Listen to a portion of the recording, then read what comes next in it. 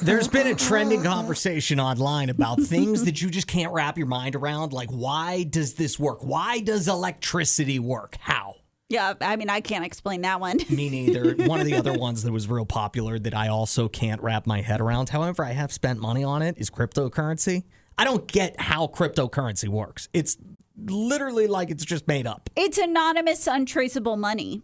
Yeah, but it's in thin air. It's not, there's no stuff. There's no things to back it up. Well, but I mean, there isn't really, I mean, yes, cash money, there is something tangible, but it is also, it's kind of the same thing. Like, it's meant to represent something else. What's the thing that you just can't wrap your mind around? Baseball. Baseball. I don't get, like, no matter how many times, like, I know you've tried to explain baseball to me. Other people, like, I like sports, but for some reason, baseball, I don't get it. You just don't understand. 601-995-1017. What is that thing for you in your life? As we say good morning to Simone, and your husband has tried to explain it to you, but you still just can't understand. What is it?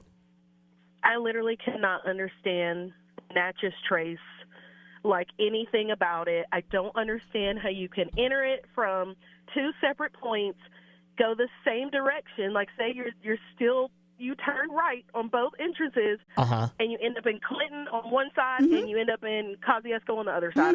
I don't understand. This reminds me of almost 2 years ago, right after we first moved here to I-101. I accidentally got on the Natchez Trace Parkway, and I was thinking that I'd be able to get off.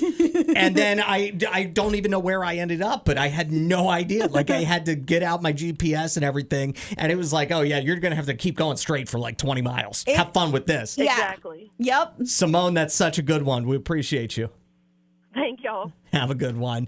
Hey, Felicia, good morning. You said it was a man's mentality that you just can't understand. And as luck would have it, I am a man.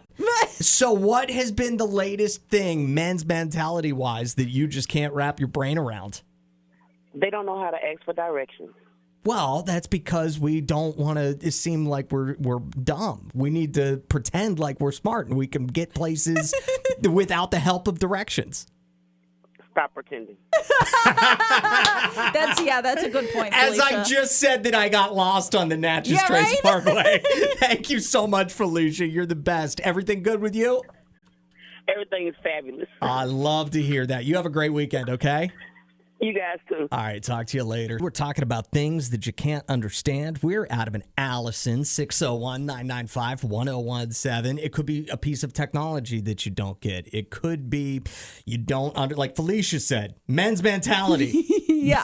Period. That's it. Kitty said how jobs want to pay entry-level pay for experienced workers, but at the same time want you to have more experience than necessary. Make it make sense. Yeah, that's something that makes no sense. It makes zero sense. Jesse, what is the thing you can't wrap your brain around? All right, now I'm going to make some people mad here. But I don't understand why women just can't go to the store looking rough. We got to do it, so what's it matter? Like, I don't have my makeup on. I don't have my hair done. Oh, it's going to be all right. It's gonna be okay. I can explain a little bit. I do think that shifted a little bit for women in 2020 during the pandemic, where we were like, you know what? Everybody's going to the store in their pajamas and their hair all messed up and no makeup. So we let that down, let our guard down just a smidge. But, I mean, there is, like, it's like you never know who you're going to run into. And it always seems like you run into the worst person at the worst possible time. So you eliminate all possibility if you just fix your hair a little bit, maybe put on a little blush before you go to the store.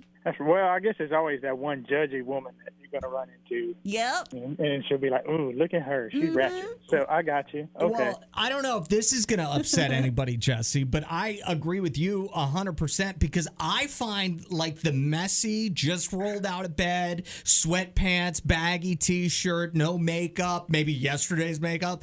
I find that look very attractive. I like that look. The working lady, yeah. Mm-hmm. Oh my goodness. Well, not like that. Not that kind of Newsflash, working though. lady. I just mean. We're not dressing for you guys. Like Jesse pointed out, we're dressing for the judgy lady we might run into. That's right. Thank you so much for the call, Jesse. We appreciate you. Emily, I understand you are a dog groomer, and there's something dog parents do that you just don't understand. Go ahead. I can't. So I deal with a lot of doodles because that is a big trending breed now. but they're expensive. So there's a lot of upkeep to them.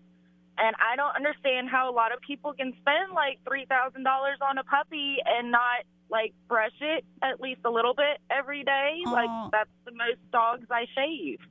Wow. So you're having to shave these doodles because the hair gets so knotted. Is that what's happening? Yes. And I'll have people say that they just did it a few days ago and they went to the beach and how did it get so knotted? And I'm like, I know, you know. I'll take your thing kind of a step further. I don't totally understand people who spend exorbitant amounts of money on dogs. And it's not even that I'm like adopt, don't shop or anything like that. No, I'm a rescue only. Yeah. I mean, if you want to buy it, like if you have money to buy a dog, I guess knock yourself out. I just don't think, I don't understand, even if I did have unlimited money, I don't think I could spend $1,000 on a dog.